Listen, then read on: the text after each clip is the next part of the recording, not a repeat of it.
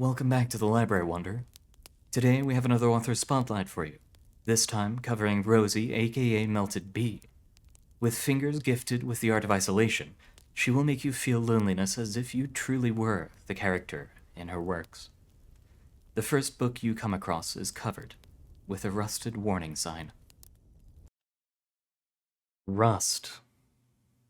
You can taste the rust. It's a chilly spring morning, and the ocean's fog hangs heavy in the air. You can taste the salt in the air, on your lips, crystallizing against your skin. It feels like if you would sit down and let the elements do their work, you would be encased by it, your body covered in a fragile crust of sea salt, a tasty treat for the local wildlife. In another time, perhaps, this would have been an appealing option for you. But not today. The first thing your eyes fall upon is an iron sign, marking the land ahead as private. No trespassing, it proclaims harshly, to no one in particular.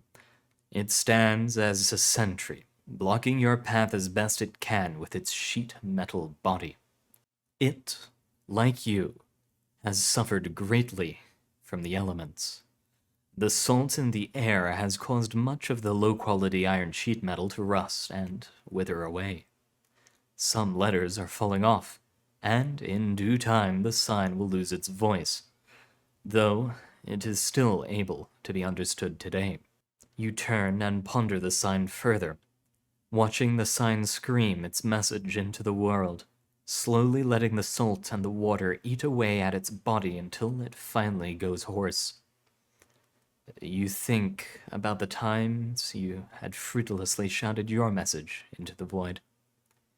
Was it worth it now? As the sign and its message slowly leaves the forefront of your mind, the space it once occupied is slowly replaced with the creeping thought that you do not remember how exactly you got here. This thought normally would distress you, you think, but for a reason beyond your understanding, you feel nothing but unwavering calm. The salty air hangs heavy, clouds of mist blowing further into the woods. The sign remains, standing sentinel on the path ahead. For all its voice and presence, it has no real power over you. It, at the end of things, is simply a sheet of pressed iron with a message painted on, having no real obligations owed to its presence.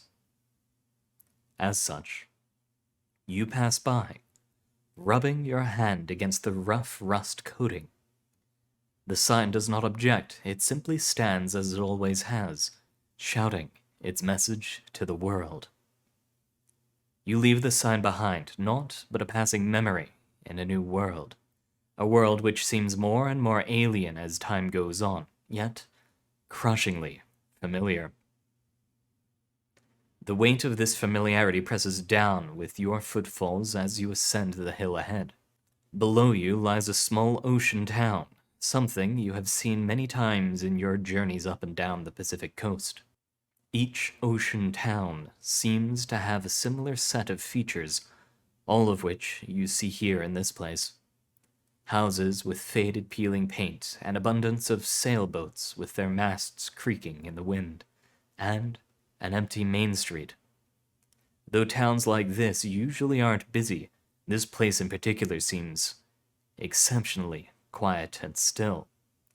It unnerves you. The fog seems to hug you a little tighter, the air becoming just a little more scarce as you try to breathe. It seeps its way into your lungs, though it is not obvious whether it is the air or the slow welling of fear inside your chest that truly hinders your ability to breathe. You're not entirely sure from what this fear is born, but it begins to chill you further. The fog grows thicker still. It seems to muffle all noise except for the creaking of the masts of sailboats, cold aluminum against rusted iron. Perhaps no noise is muffled at all, and you are simply enveloped in silence. Either way, the oppressive quiet becomes too much for you, and you begin to walk down the main street. Slowly, at first, until you break into a full sprint heading to the sea. Your footfalls echo throughout the silent town, sound waves ricocheting between uninhabited homes and empty storefronts, inevitably making their way back to your ears. The shock reverberates through your ankles and shins, the asphalt streets giving no quarter to your tired legs. Eventually, the asphalt turns to sand and you begin to slow. Your chest heaves, gasping for air. As you look up to the sea and scan the horizon, across the water you see a spread of carcasses. But these carcasses are not the decaying bodies of whales or stinking corpses of fish. Instead, these corpses are the creaking remains of the greatest creatures to ever sit upon the sea. Hulking wrecks of container ships, barges, and submarines. Metal paneling floats amongst the seaweed. Alongside, great burning oil slicks spread like moss across an old stone. Thick, oily clouds of smoke rise above the sea, only to be torn asunder by the whipping wind. You hear seagulls, crackling flames, and the gentle rush of the waves upon the shore. These sounds are constant, unchanging, infinitively repetitive. One noise you cannot hear amongst the natural symphony is that of man. The cold and empty town now makes more sense in your mind. There is no more presence of mankind in this place, save yourself. For what reason you are here when all others are gone, you do not know, nor do you attempt to ponder. You think back to the decaying sign on the trail all that time ago.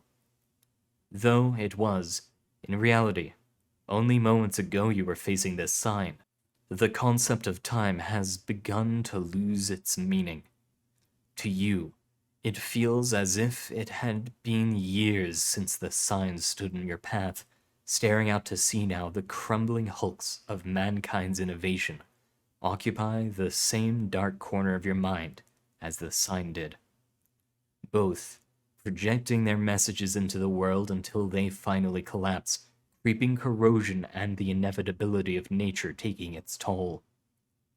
Is this all we leave behind? A legacy of rust and silent screams? You sit down in the sand, letting the salt and the sea envelop you for the final time. A ship graveyard and abandoned town. What a time to explore, as if it were the end of the world. The next book, however, looked like it just might have come from an end. A pale petal adrift at sea. You are awoken by the sound of waves crashing against the rocks. Seagulls squawking above add to the cacophony, combing the shore for their morning meal. As you gingerly roll yourself out of bed, you can see the first rays of sunshine peeking through your eastern window, with the sun rising above the hills at your back. Your morning routine proceeds as normal, as you get dressed, brush your teeth, and begin steeping a cup of tea to enjoy while you tend to your garden. A layer of frost covers the plants outside, glittering like millions of tiny gems in the morning sun. You don't worry, though. Your plants are hardy enough to not warrant protection. The first thing that catches your eye is the bed of calla lilies alongside the wall of your house. Despite the fact that it is the dead of winter, the flowers begin to each unfurl in turn before your eyes. As you step closer, the petals slowly and gingerly peeking out into the world, you hold your breath, as if you were witnessing something you should not. Only then do you turn to the rest of the garden and see it in full bloom. The persimmon tree, bare stakes only the morning before, had begun to sprout little green buds, some of which had already opened into beautiful waxy leaves. The ice plant planes facing the sea were dotted with pink and purple daisy-like blooms. Beach roses with their stunning flowers littered the shoreline. Beneath your feet, new wildflowers hesitantly pushed their way past cold soil to see the light of the morning. Even the neglected patch of rose bushes, despite their circumstance, had blossomed into full roses, standing in defiance of the frost. Your feelings quickly turned from confusion to wonder, and then to knowing realization. You've spent long enough in the library to know what this means. Your mind briefly contemplates the promise of escape. You know half a dozen ways within walking distance. You could quickly and easily leave this place behind. But that wouldn't be fair, would it? Death comes for us all, and he only knocks once. You set down your gardening tools and return to the warmth and safety of your home. On the desk in your study lies a notebook of half-finished ideas. In the drawers remains the fountain pen your grandfather left for you. Perhaps some ideas are destined to remain half-finished, but it must be worth an attempt. You leave for your patio, overlooking the sea. The sun has fully risen as you sit and write. The town behind your little peninsula is in full swing now, with tourists and locals and drifters, and those who no longer have a place to go at all, living another day. They seem to notice the flowers, though they know what awaits them. Perhaps the thought of their last day being something familiar is comforting. Your cat, ever the curious creature, decides to investigate your activities. She hops into your lap, seemingly content with her state of being. She's very warm, a relief against the winter air. You hear her gently purring and smile to yourself. It seems almost as if she knows what is coming too. Some ideas coalesce, some do not. The minutes stretch into hours, and the sun sinks ever closer to its grave beneath the waters of the ocean. As your neighbors begin to come home from the town, you decide to take the crabs you had bought from the fisherman the day before and put together something special. Cooking was always relaxing for you. There's no better time than now to take down that nice bottle of wine you've been saving for a special occasion. And so, it was a feast. It was one of those nights that are a little blurry around the edges, just like the outlines of the doves backed by the setting sun. You know why the doves are there, and the idea of the jailers deciding to do something good for a change warms your heart. Beneath the soft warm lights of the terrace, you and your neighbors laugh and joke and eat and drink, each reflecting on their life and finding what satisfaction there is to be gleaned from such things. Your thoughts are of your lover, halfway across the world. Yet you're not melancholy, for you are certain they are thinking of you too. Eventually, the night has darkened. The table has become scattered with the remains of crab shells, and the wine has run dry. Sleep weighs heavily on your eyelids, and as each of your guests gets up to leave, the night becomes even more still. In time, all you can hear is the crashing of waves against stone, the dark water below, your only companion. You find yourself in your bed, your half-finished notebook under your pillow, and your cat curled up beside you. You know you will not wake, and the flood will claim you here. But that's all right with you. Chances are, when the next one comes, they will find nothing of you. If you're lucky, they'll find a single calla lily bobbing atop the flotsam and wreckage of a bygone era.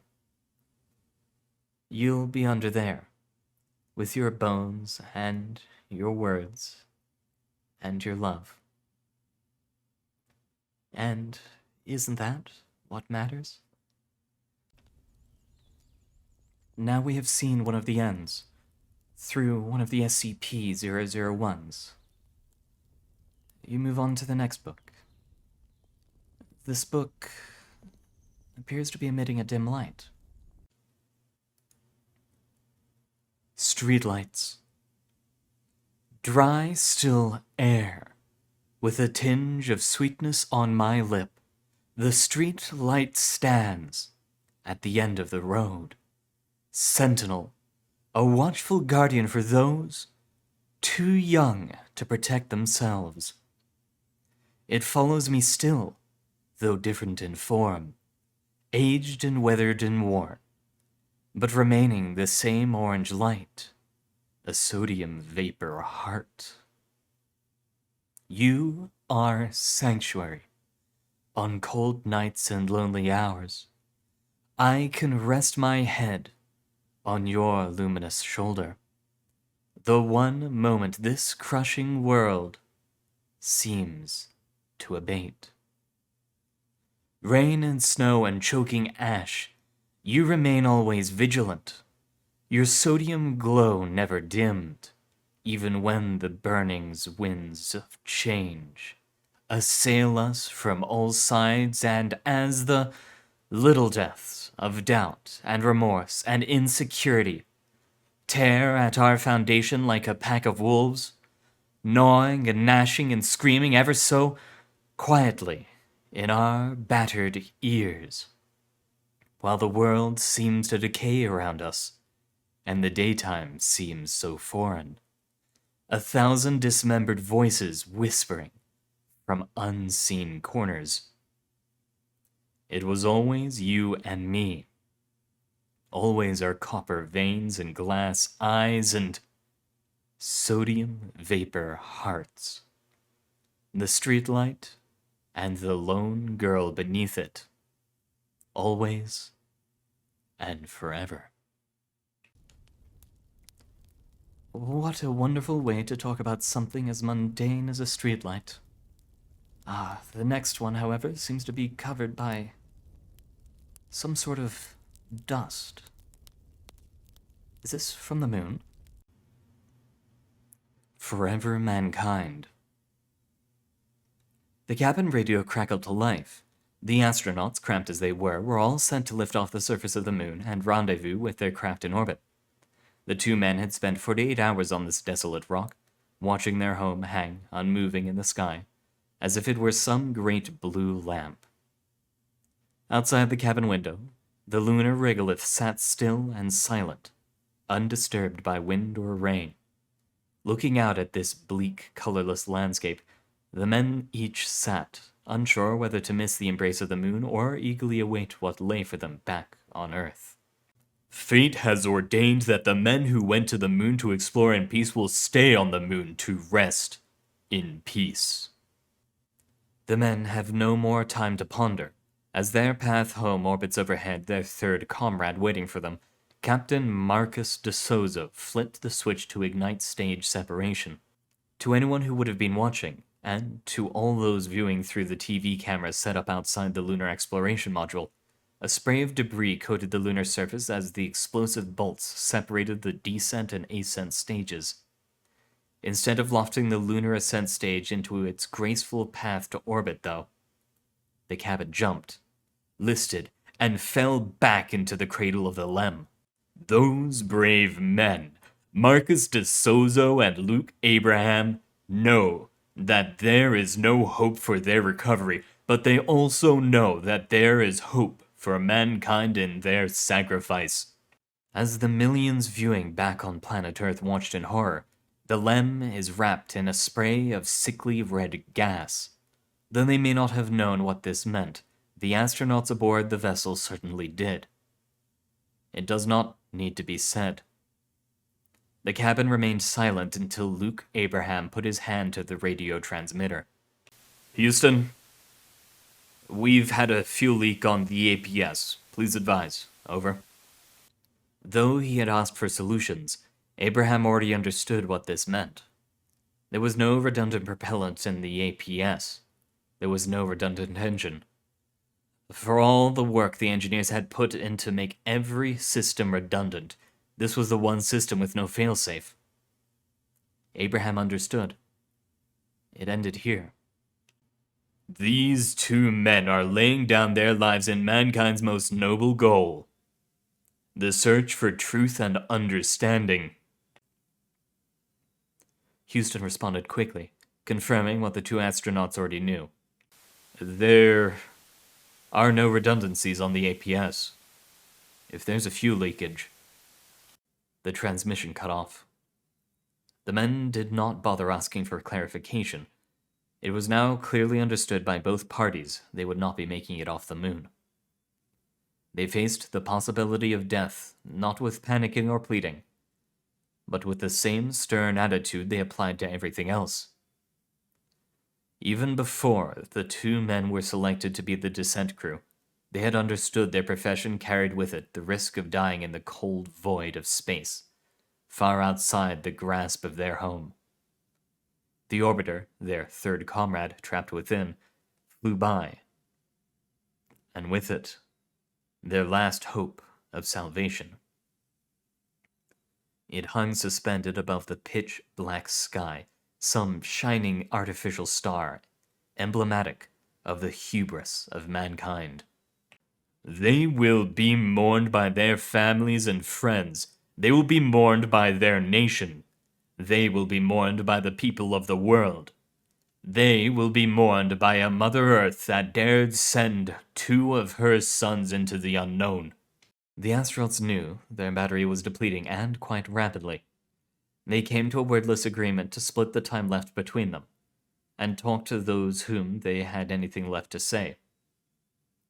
Luke Abraham spoke over the radio to his family, to his sobbing wife, and to his children, who were much too young to truly grasp the situation, but to whom it was painfully clear that they would never feel their father's embrace again.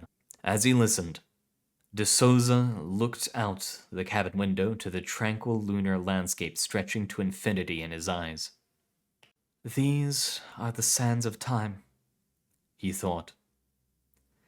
This lunar regolith has been here for 1,000 years before our arrival, and it will stay the same 1,000 years after. In their exploration, they stirred the people of the world to feel as one. In their sacrifice, they bind more tightly the brotherhood of man. Abram's time was up.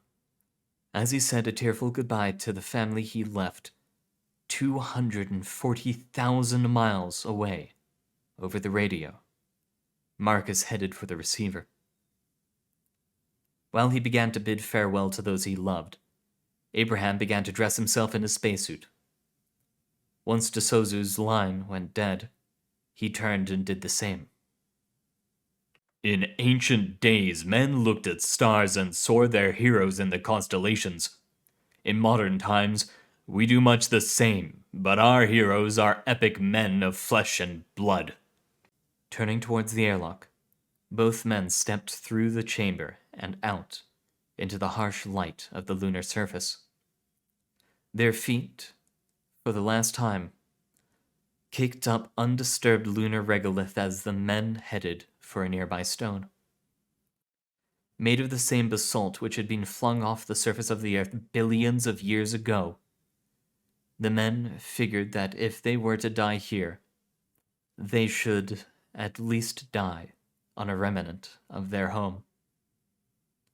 De Souza closed his eyes, took a deep breath, and raised his visor. Feeling the warmth of the sun caress his face one last time, Abrams did the same, thinking of his home. Others will follow, and surely find their way home. Man's search will not be denied, but these men were the first, and they will remain the foremost in our hearts. Both De Souza and Abraham, as if synchronized, switched their oxygen feed to the nitrogen pressurizer, feeling the warm sun on their faces as they calmly drifted off to the last sleep of their lives. A funeral was held a week later. There was nothing to bury. Widows wept and children cried, but the two men on the moon laid in peace. For every human being who looks up at the moon in the nights to come will know that there is some corner of another world that is forever mankind. At least they went peacefully. The next book, however, seems to be covered by an oyster's shell. Why an oyster? An oyster's observation of the ending of things. Why did you do it? The oyster asked of God. The oyster did not see the sand beneath its shell, nor did it feel the warmth with which the stunning patterns of silica below imparted upon it, nor did it hear the gentle whistling of the wind surrounding it. But it knew these things were there. How it knew them, it was not entirely sure. It did know that, as far as the horizon stretched, this dazzling array of silicon and oxygen remained, and it continued far beyond the horizon, presumably until it wrapped back around to this very spot. On the surface of this earth, naught remained but sand, save the two figures standing together on a lone dune. God replied in his usual tone. Oyster, my dear old friend, you of all things should know this must be done. You were with me in the flood, as you were with me now. The sins of this earth were far too great to heal. With each passing day, the world became a more violent and lawless place, each fleeting moment bearing witness to some new act of cruelty, dreamt up by a deranged madman who has been given power over others. Again and again, ad infinitum, what once remained beneath our feet was soil soaked with the blood of billions, who had been carved, butchered, and treated to cruelty unmatched. Mankind and the earth it once inhabited have betrayed my trust, broken my bonds, exorcised my heart from all that is good, and made a mockery of all that I have set out to do. I see all this, and all that ever will be. I have seen standing here with you together as clearly as I see it now. I have seen what happens when we no longer stand together, and all that will ever occur past that point in time. I have seen every single moment of cruelty and barbarity this earth has inflicted upon its residents, and its residents have inflicted upon each other. Each time, I feel what they feel in the moments of their deepest despair, and I cannot help but weep. Divinity does not save one from the suffering of the world. Divinity does not save one from responsibility, said the oyster, the blazing sun glinting off its shell. At some point, you must contend with the fact that your sins outnumber their own. God did not respond. The only sound heard was that of the gently whistling wind, blowing grains of sand into the indent in the desert the oyster had once occupied. Soon enough, the sand was undisturbed once again, leaving no trace of its former inhabitant, and God walked westward into the setting sun. It's just you and me now. What a unique end to the world. Well, for now, let's head on to the author's interview. Hello, Melted Bee. So you are the writer of Rust, A Pale Petal Adrift at Sea, Streetlights, Forever Mankind, and An Oyster's Observation of the Ending of Things, right? Hi, good to meet you. Yeah, that is me. So, first questions first. Why the name Melted Bee? Because it evokes imagery, but to me that's like a painting of a bee melting. What is it to you? Why do you use it? Well, that's a bit of a story, I suppose. Well, originally, I had a different name for a wiki account. I can't even remember what it was, but I ended up getting locked out of that account because I was kind of stupid and forgot my password. And so I made another one. And at this point, see, bees have always been integral to my online identity. And because that's part of my actual name, and I've always kind of kept it close to me. I enjoy the aesthetic. I was the kind of kid who was sort of running around at recess in elementary school. I'd find a nice clover patch and sit and watch the bees. But that was that part of the name. And for the melted part, well, I was just at that time just initially getting into metalwork, which is something which has become a big part of my life now. And I figured, well, since I'm out melting metal, I might as well put that in my username too. And I guess it stuck. Nice. All right. So, questions about the work proper. The first story that you had us read was Rust. And as with a number of the works that you had us read for the spotlight, there were definitely themes of, I guess, isolation throughout all of them. And in this one particularly, the isolation was based around, how do I put this, like negative isolation, if that makes sense? Yeah, I think I know what you're hitting. You know, a lot of the themes behind my overarching body of work, but in particular Rust. Well, Rust was created to evoke a specific feeling. Well, yes, it was created to, in part, connect with the image, as was the nature of the contest. I wanted to reflect a particular feeling. And I'll get into this later once you start talking about a pale petal adrift at sea, because those two works are inextricably linked. But the sort of theme I was hoping to communicate was the assessment of one's own life. Really, as you just assess yourself, it can be as you near the end, like is expressed in the work, but it can be really any point, any change in your life when you look back and reassess. And that's a process that you kind of have to do on your own. And that's why the isolation is so present, especially in that work.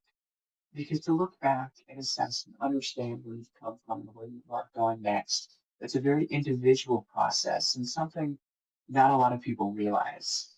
And to come to terms with that individuality of it and to embrace it and accept it, it's a tough thing to do, but it's something you have to do nonetheless. And that's I think that's why I tried to bring out the isolation in here in that work. All right, and then you said that it was connected to a pale petal adrift at sea, which, as far as I've been able to tell, is the occurrence of, I think it was the 001 Lily's proposal? Lily's proposal, that's good. So was Rust the someone stepping into a world after a pale petal had happened, or how are those two connected? They're more thematically linked than anything else. After all, you see a lot of motifs that overlap Mhm. between the two works. I mean, there's the motif of death, there's the motif of acceptance, there's the individual nature of it, and there's the sea, which I used to connect them both. For Rust, I didn't specify what apocalyptic event had taken place. I decided to specify it for a pale petal adrift at sea because it would make more sense that way. And I figured, this is a contest piece and I am fishing for outvotes, so I might as well link something people know. Mhm. And it worked out in the long term. But the the connection between those pieces is they're both about acceptance of the inevitable and the assessment of one's life leading up to that acceptance. And in Rust, it's a negative thing. You have negative isolation, negative assessment, and it's just generally not a pleasant piece to read or be in. And that Mhm. is very intentional because the beginning parts of that acceptance process can be very painful and it's difficult. But as for a pen pedal, I sort of reimagined that process in a way. It's like, what if you have lived a life that you're satisfied with? What if you haven't made too much of a mark, but you've made a mark? And Mhm. that's what's important to you. And I think I wrote that piece as sort of a product idea of what I want to be someday. I want to be able to look back at my life and have it be a simple life, something small.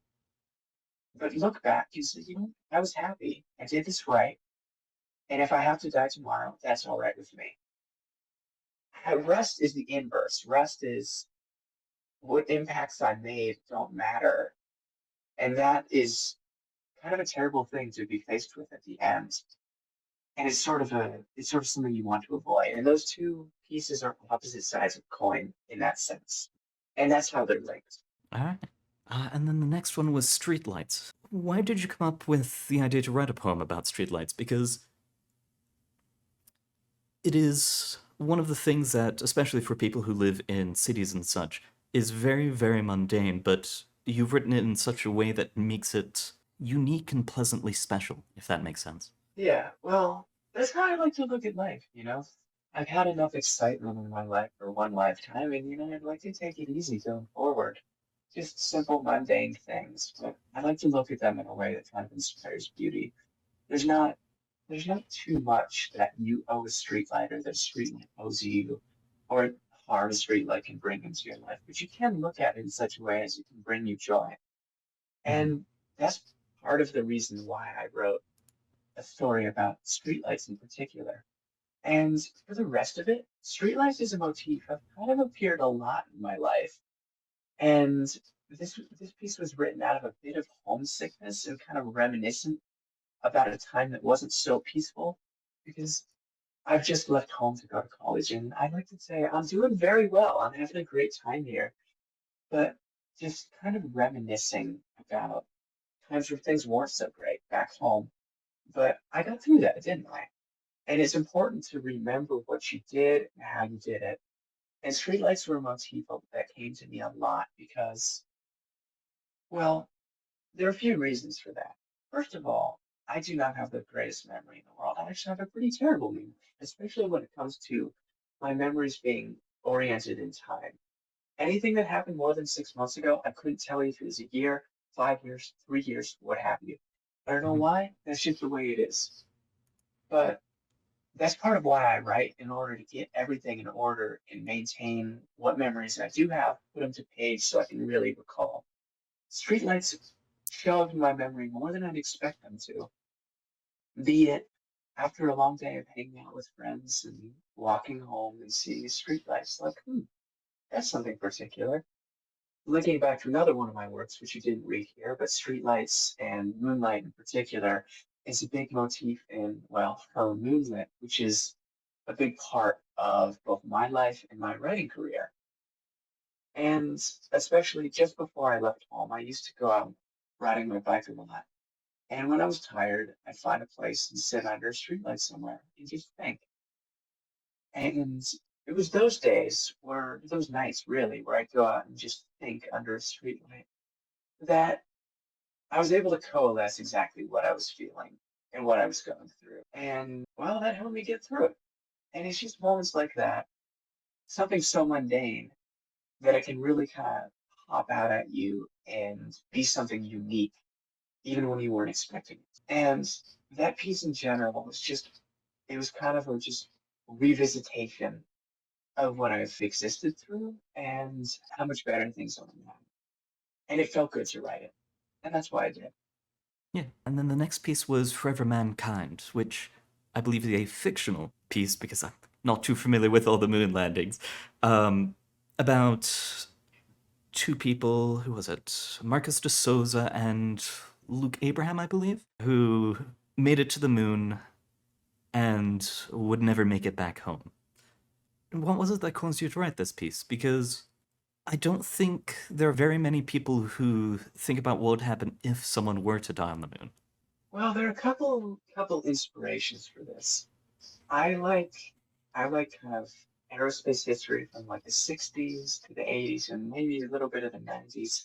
Because I'm studying aerospace engineering myself. That's what I'm going to college for. And space travel, air travel, all that. It's a big passion of mine. I find it very interesting, and as such, I like to learn as much about it as I can. And I find it was most interesting in the period from the 60s to around the 80s.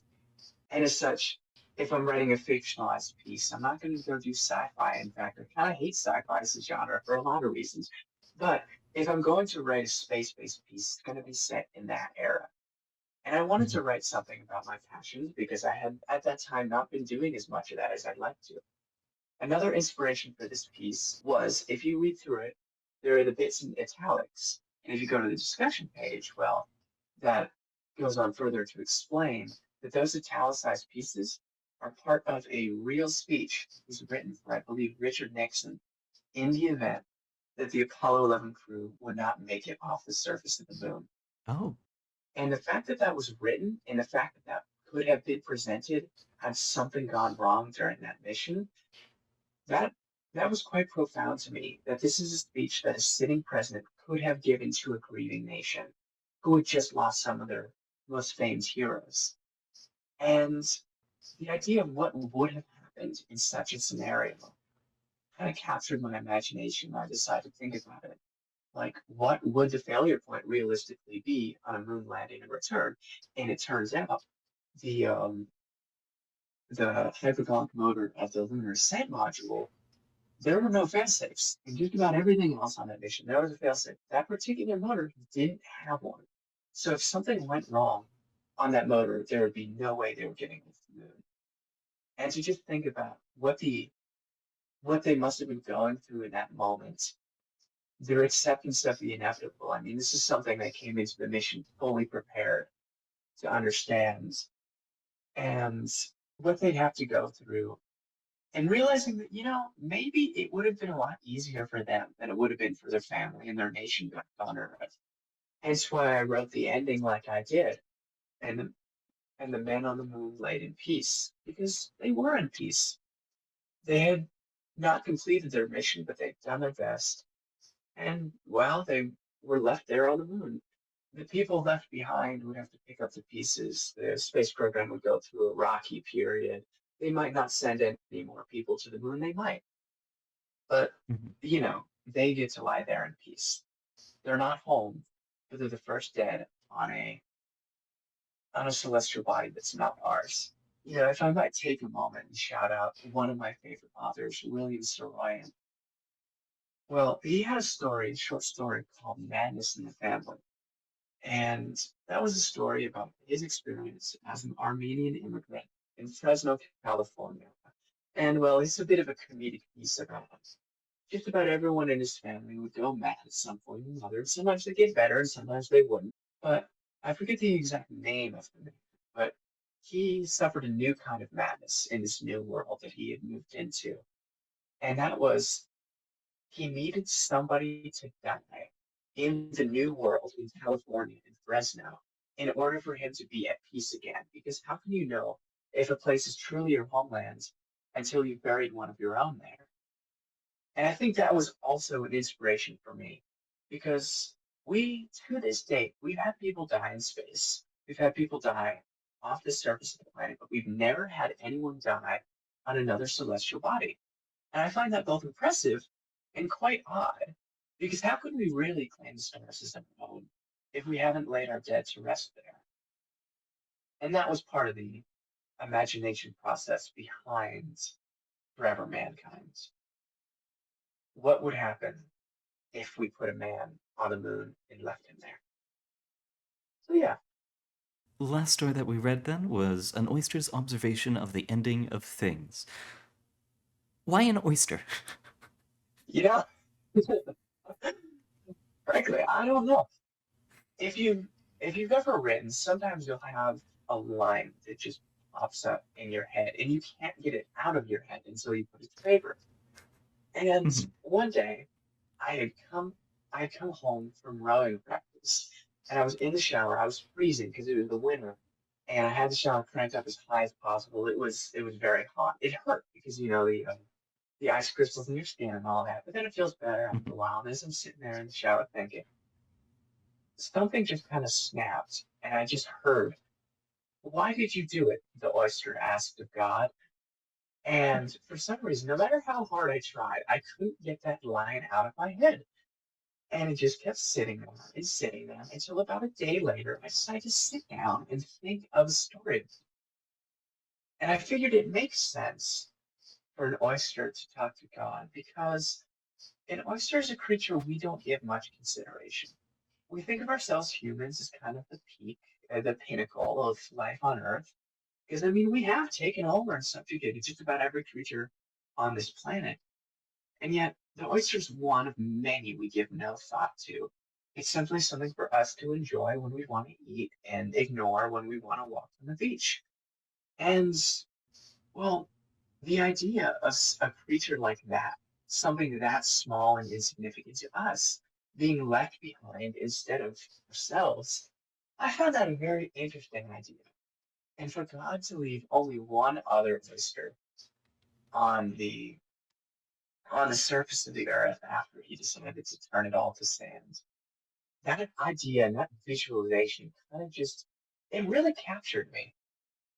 Mhm. In addition, I figured it'd be an interesting proposition to say that God in this oyster had history.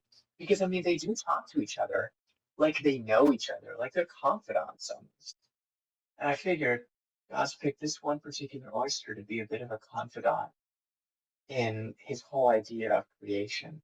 I mean, this whole piece was supposed to satirize the idea of a God. I mean, this is why I depicted the God in like the most generic Christian way possible, the same way that all of these whatever satirical programs also depict God. A big dude with a big beard sits on a cloud with a white tunic on. You know, you know Mhm. what?